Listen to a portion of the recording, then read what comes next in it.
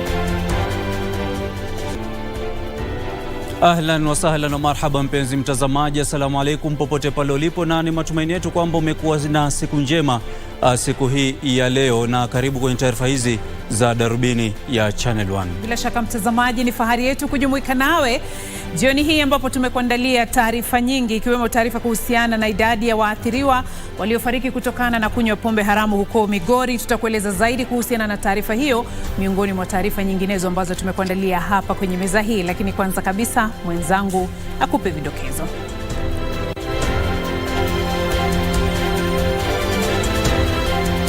Watu 9 wafariki baada ya kubugia pombe haramu katika kaunti ya Migori.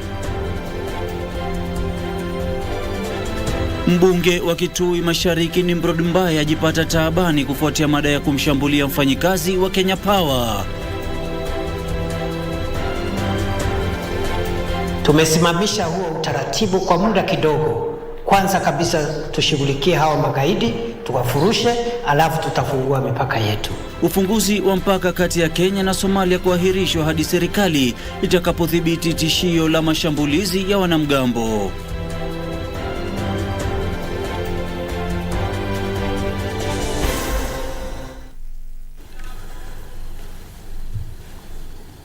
Naam, karibu mtazamaji, tuandamane hadi tamati. Tunakuomba tuazime muda wako, macho yako na masikio yako kwa takriban dakika 30. Mimi naitwa Ahmed, Juma Bhalo, kipenda niite AJB, mwenzetu wa lugha ya ishara ni Brian Muraro. Na mimi naitwa Beatrice Gatonye. Karibu kwenye taarifa zetu jioni ya leo.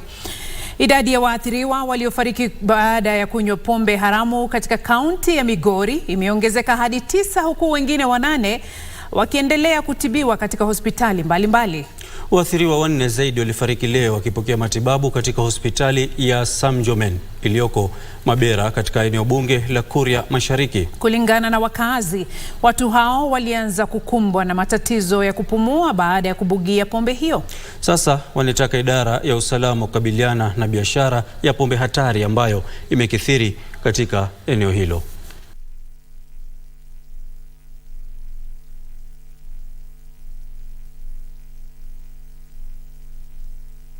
Ni pigo kubwa, pia watu wako na huzuni katika kijiji hiki chote. Katika familia hii pia sisi tunaona vile watu wamekuja hapa kuomboleza, ni kwamba sio jambo la muhimu au jambo la busara kwa watu kama hao kupoteza maisha yao kwa njia ambayo ya kutatanisha hivi. Tumesikia uchungu sana. Tunaposikia huyu amekufa, huyu amekufa. Ukweli wa Mungu tunasikia uchungu sana. Tungeomba kama serikali isiangalie Nairobi yenyewe, iangalie kote kote, hata huko Kuria. Kwanza Kuria tuko na machanga mengi sana yenye yanatokea. Tuna majonzi sana. Tunaomba sana serikali tusaidie, tuangalie kama ni pombe hii, basi pombe haramu iondolewe, badala ya kupunguza pombe wanaongeza pombe. Jamani, kweli tutaishi kwa namna hii? Inauma sana, inasikitisha sana. Na kando na hayo mtazamaji, shamba la Chakama ambapo takriban mili 338 imefukuliwa kufikia sasa kufuatia matukio ya Shakahola liliwekwa chini ya mrasimu wa serikali tangu mwaka 2016. Alipofika mbele ya kamati maalum ya muda ya bunge la Seneti inayochunguza matukio ya Shakahola, Diana Mumo ambaye anawakilisha mrasimu rasmi alifichua kuwa kiongozi wa kanisa anayekabiliwa na utata Paul Ndenge Mackenzie hana umiliki wowote wa shamba hilo. Na namna anavyotuarifu hivi sasa mwanahabari wetu Abdulaziz Hashim, wadau wa shamba la Chakama wamejitenga na mauaji hayo ya Shakahola na mhubiri huyo aliyetata. Huku kundi la mashirika mbalimbali linalofukua mili katika msitu wa Shakahola ikipanga kuanza awamu nyingine ya ufukuzi wa mili. Kamati maalum ya muda ya bunge la Seneti inayochunguza matukio ya Shakahola inaendelea kutegua kitendawili cha matukio hayo. Wamiliki wa shamba la Chakama ambapo mili 338 ilifukuliwa walikana kuhusikana na mauaji hayo. Alipofika mbele ya kamati inayoongozwa na seneta wa kaunti ya Tana River Danson Mngatana, wakili wa miliki hao Philip Kaingi alikana kushirikiana na mhubiri tata Paul Mackenzie akisema kwamba walimpa hifadhi kama maskuota wengine katika shamba hilo. My client had no interaction with Mackenzie as an individual, and his high profile state that now is being advanced before this committee only came after the activities were discovered. Otherwise, he was a normal squatter. Observed that there were squatters on the ranch, and we therefore held discussions with the contributories of the company who assured us that they would look into the issue. In our visit, we did 2 visits and we never saw any squatters, Chair. And those lands which Mackenzie is occupying, it is actually near the road. It's not very far from the road. Pia ilibainika kuwa shamba hilo limekuwa chini ya urasimu wa serikali tangu mwaka 2016. As from 2016 to 2023, for this time that we have had these issues, they were happening on land that was vested in government. So is it correct then to say that liability solely is in the hands of the government official receiver? Am I right? I will agree to some extent. However, I will state that we had been in talks with the directors of the company for purposes of paying off the debt that was owed to the company, and for us to be able to now hand over mandate back to its directors. Kaingi alisema Mackenzie ana hati miliki ya shamba hilo la ekari 800 kama alivyodai. There have been also very strong suggestions that we should consider as a Senate to create laws that will punish religious crimes. Huku hayo ya kijiri, tume ya kitaifa ya kushughulikia haki za binadamu na shirika la Amnesty International na chama cha mawakili humo nchini yametoa wito kwa kamati hiyo kufanya uchunguzi wa kina. Wakati huo, awamu ya 3 ya kuchunguza maiti zilizofukuliwa kutoka msitu wa Shakahola imekamilika. Kamati hiyo sasa inatazamiwa kuzuru eneo la Shakahola, kaunti ya Kilifi kwa mara nyingine kutathmini hali halisi kabla ya kuwasilisha ripoti yake mbele ya maseneta. Abdulaziz Hashim kutoka majengo ya bunge, Darubini. Tukiachana na taarifa yake Abdi, tusonge mbele. Serikali itachelewesha mpango wa kufungua upya mpaka wa Kenya na Somalia hadi ikabiliane kikamilifu na tisho la ugaidi na uhalifu mwingine katika mpaka huo. Waziri wa usalama wa kitaifa Profesa Kithure Kindiki aliyekuwa katika ziara kwenye eneo la kaskazini mashariki alisema kuwa tisho la wanamgambo wa Al-Shabaab linapaswa kushughulikiwa kikamilifu kabla ya hatua nyingine zaidi kuchukuliwa. Vita dhidi ya ugaidi vimeimarishwa kwa agizo jipya la kucheleweshwa kufunguliwa upya kwa mpaka wa Kenya na Somalia hadi mashambulizi ya hivi majuzi ya kigaidi na uhalifu mwingine ambao umekuwa ukishuhudiwa katika mpaka huo ukabiliwe na kushughulikiwa vikamilifu. Kwa sababu katika mwezi mmoja ama miwili ambayo imepita, tumeona hao wakora wameanza kutatiza amani. Tumesimamisha huo utaratibu kwa muda kidogo. Kwanza kabisa tushughulikie hao magaidi, tuwafurushe, alafu tutafungua mipaka yetu. Wakati huo huo, waziri wa usalama wa taifa Profesa Kithure Kindiki amesema kuwa serikali haitasita kutekeleza sheria ya wakimbizi ya mwaka 2022 na kutangaza mabadiliko ya sera kutoka kuwaweka wakimbizi katika kambi za mpakani na kuwaweka mahala maalum. It is going to be the responsibility of the government of Kenya to manage and administer a complete database of all refugees in our country. Waziri ambaye alikuwa katika ziara katika eneo la kaskazini mashariki aliongeza kuwa wale wanaolenga kutumia vibaya hali ya wakimbizi nchini kuvuruga usalama wa taifa kupitia kwa ugaidi watakabiliwa ipasavyo. In the next 1 or 2 months we will be submitting the regulations that are aimed at operationalization and implementation of the Refugees Act of 2022. Yusufar, Darubini. Waziri wa Leba Florence Bore amemulikwa kwa kushindwa kufika mbele ya bunge la kitaifa hii leo alasiri ili kuhojiwa. Viongozi kutoka mrengo wa walio wengi na walio wachache wamemkosoa Bore huku wakitishia kuanzisha mchakato wa kumngatua mamlakani. She didn't write this letter on Friday. She has written this letter today. And that is why I say it's not just discourteous, it is contempt for the House.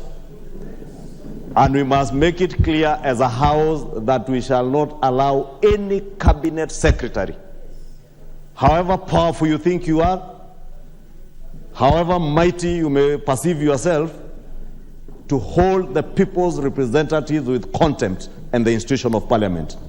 So this message must go out very clearly and loudly so, that regardless of who you are, and especially if you happen to sit in the cabinet, you must understand that apart from being answerable to the appointing authority, you are squarely answerable to this House. And if this House invites you, everything else can wait. In fact, must wait. And we must make it clear to this cabinet secretary, Honorable Speaker, and as majority leader, I will never stand here to defend a cabinet secretary or indeed any member of government who is contemptuous of the House and contemptuous of the people of Kenya. If this House wants to protect its integrity, its credibility, and safeguard its independence and authority, it must use one such case as an example. Honorable Chungwa, I'll be more than happy to second you if you are to move a motion here of impeachment against this cabinet secretary. And there are many. There are many, these kind of persons, these characters. Na mtazamaji, taarifa hiyo inatukamilishia awamu ya kwanza ya Darubini ya Channel 1. Usiende mbali, kwani tukielekea kwenye mapumziko tutarejea baada ya muda mfupi na taarifa zaidi. Usiende mbali. I, Kenneth Stanley Gino Matiba, do swear that I will be faithful and bear true allegiance to the President and people and to the President of Kenya and that I will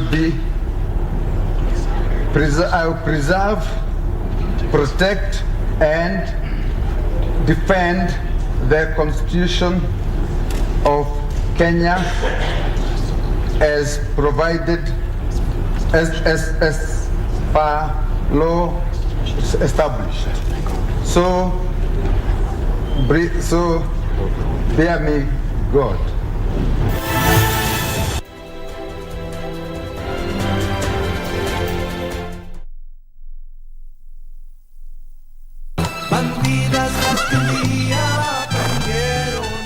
What you have done to me is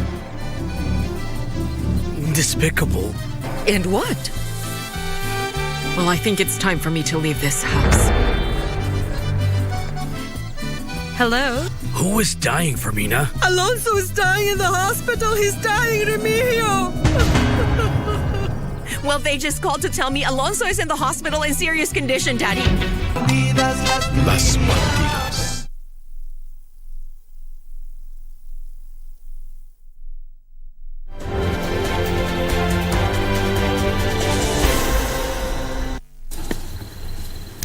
Karibu tena mtazamaji, unaendelea kutazama Darubini ya Channel 1.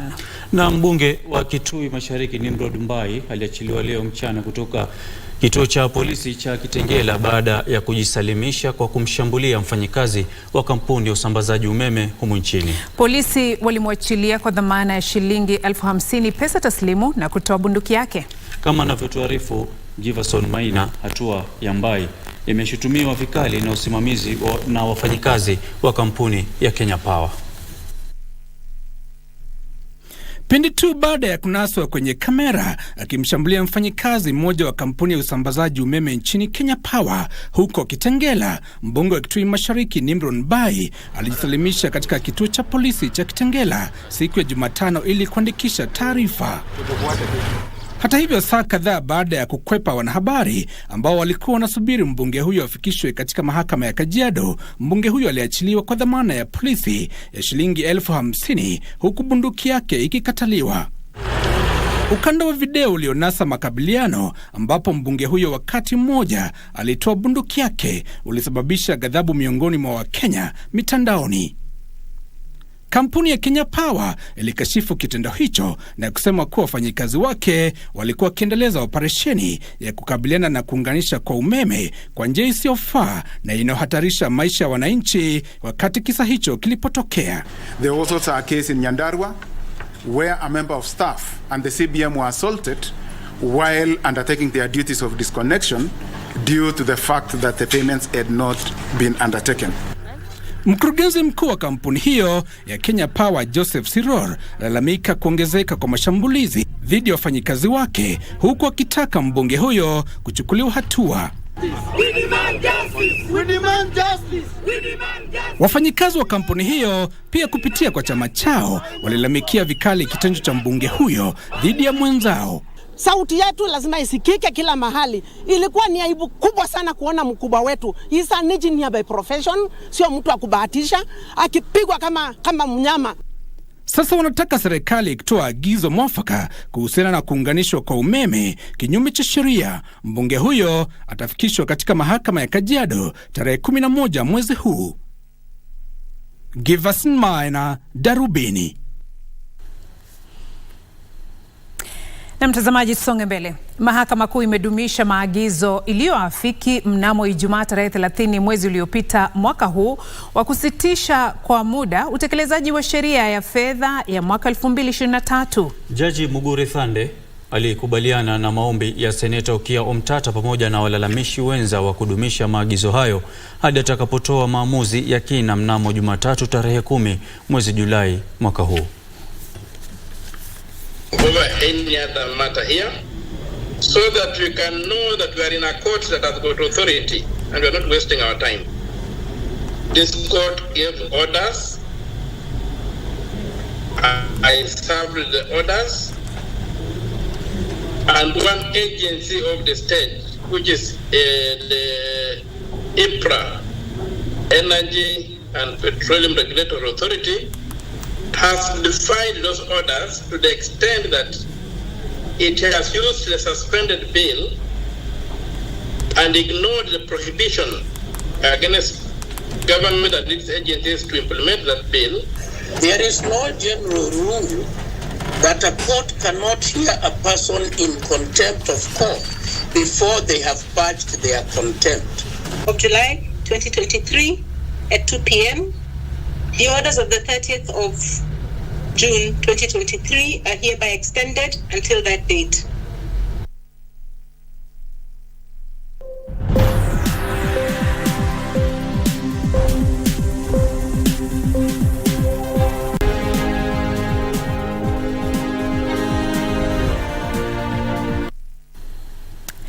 Na mtazamaji, sasa tuangazie za biashara kabla ya kuelekea viwanjani na kisha hapo baadaye tujifunze lugha ishara. Halmashauri ya mali ambayo haijadaiwa imeweka mikakati ya kuiwezesha kuwekeza sehemu ya fedha hizo zilizo mikononi mwake kwa ustawi wa kijamii na kiuchumi ili kudumisha uwezekano wa kuirejesha kwa wenyewe.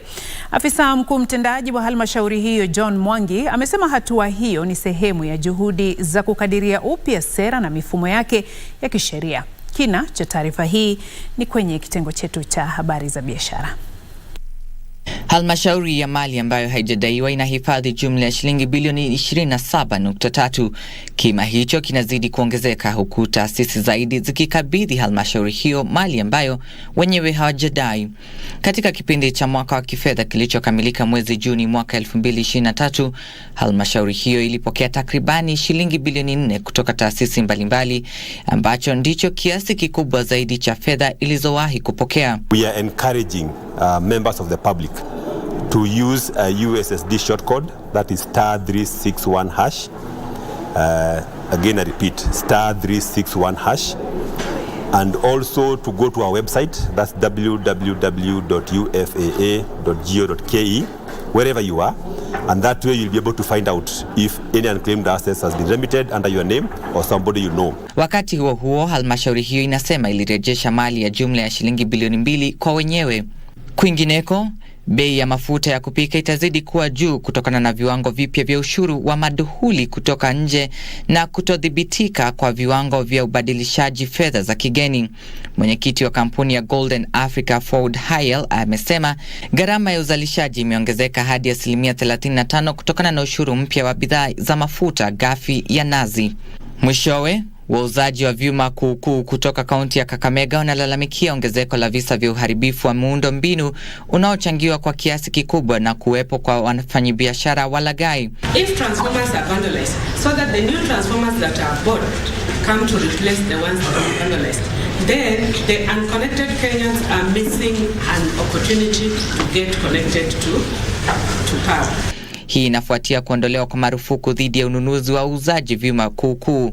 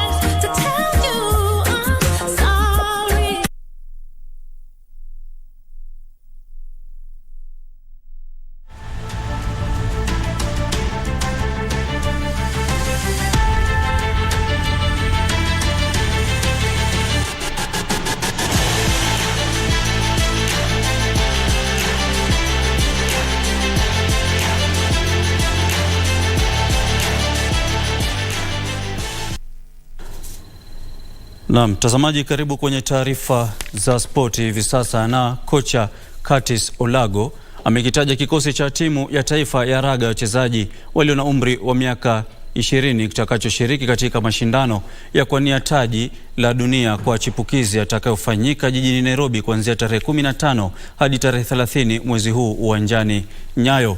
Olago aliwataja jumla ya wachezaji 28 kwenye timu hiyo ambayo itamenyana na Hong Kong, China, Samoa na Uhispania katika kundi ba. Kikosi hicho kinajumuisha nahodha Laban Kipsang ambaye anachezea timu ya Kenya Harlequins. Wengine waliojumuishwa timuni ni Stanislas Shikoli wa Strathmore Leos, Raymond Chacha, Victor Odhiambo, Dennis Kisingu, Brian Mwendwa na Rafael Wanga miongoni mwa wachezaji wengine. Ni mara ya pili kwa Kenya kuwa mwenyeji wa mashindano hayo ya wachezaji wenye umri wa miaka 20 baada ya kufanya hivyo mwaka 2009 wakati timu hiyo ya Kenya almaarufu Chipu walipomaliza katika nafasi ya 4. During battles, we just hadn't prepared enough. We did not prepare well enough because we've come back in and changed the shape of how we want to attack and how we want to defend. We did not defend very well during battles. Yeah, we could attack, but we could not defend very well. But now we changed the shape and we hope that it will work. These changes in the squad, I mean, they're just to boost us because our physicality was wanting during the last game against Zimbabwe. Once we took on Namibia, and then we had to crumble physically. So just looking at adding that to our game a bit. So, I mean, the changes are coming in handy. Na maandalizi ya timu ya taifa ya mchezo wa voliboli ya kinadada yamepigwa jeki baada ya kampuni ya ubashiri michuano ya Mozart Bet kutangaza ufadhili wa timu hiyo wa shilingi milioni 15. Malkia Strikers inatarajiwa kuondoka Ijumaa hii kuelekea nchini Morocco ambako itakita kambi ya mazoezi ya majuma mawili kabla ya kushiriki katika mechi za kuwania kombe la Challenge nchini Ufaransa na mashindano ya taji la bara Afrika nchini Cameroon.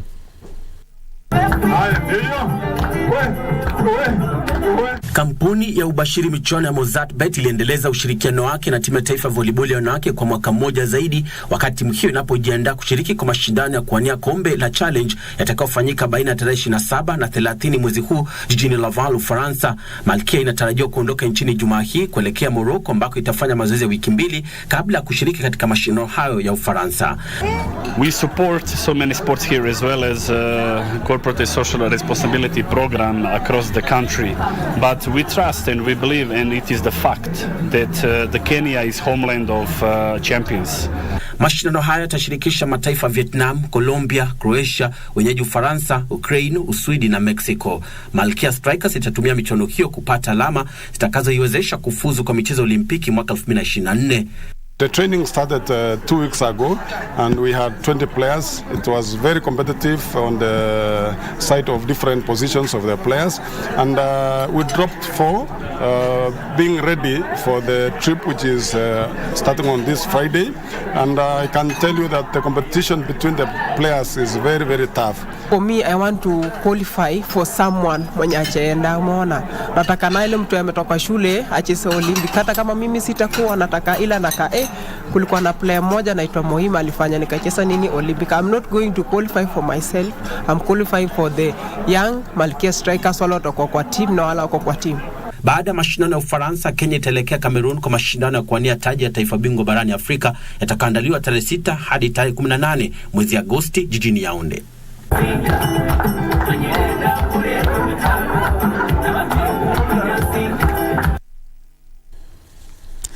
Na mshindi mara mbili wa nishani ya dhahabu kwenye michezo ya Olimpiki Faith Kipyegon ametajwa kuwa mwanamichezo bora wa mwezi Juni mwaka huu.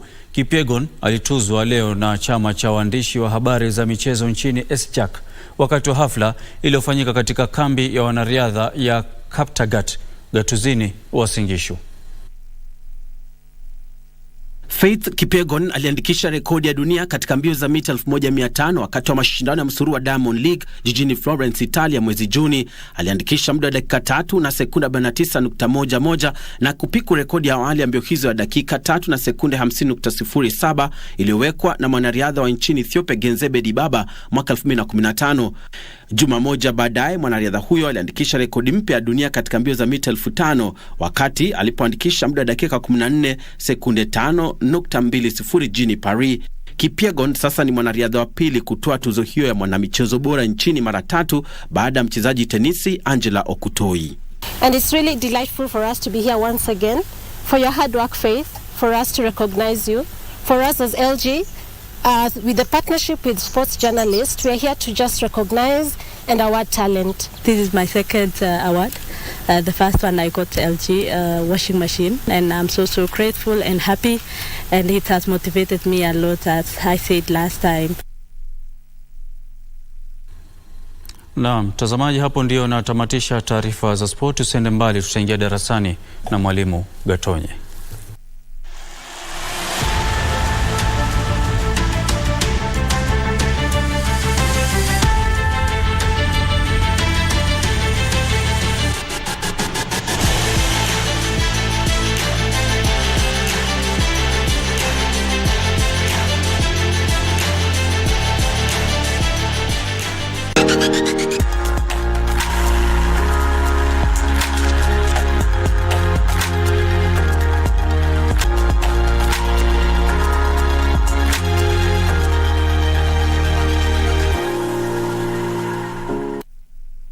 Na mtazamaji, karibu kwenye lugha ishara.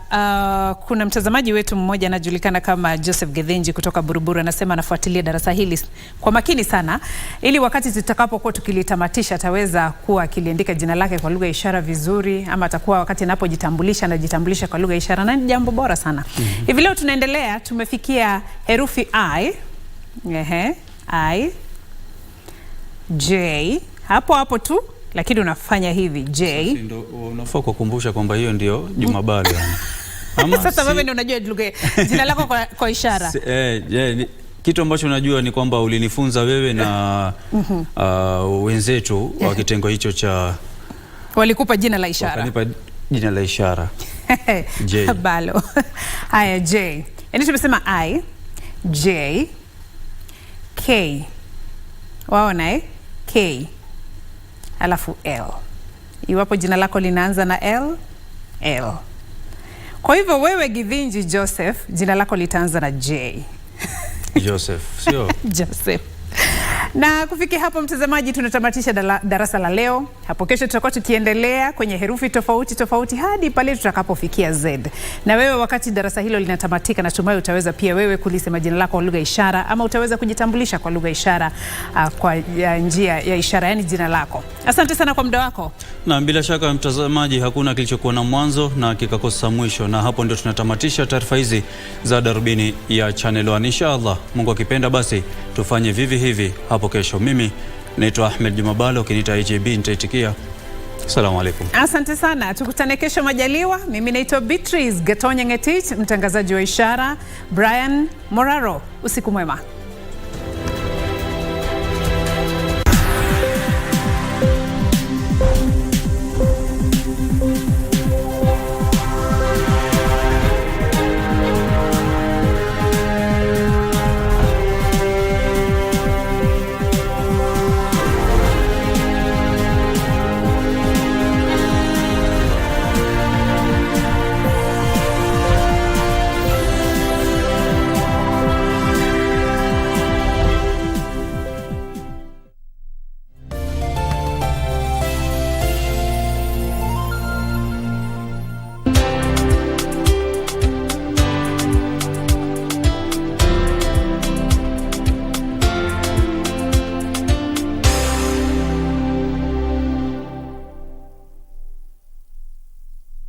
The future is hands-on, and Sensei College is at the front line of technical institutes in Kenya, offering practical and skill-based courses accredited by all concerned bodies, TVETA, NTSA and NITA. Sensei College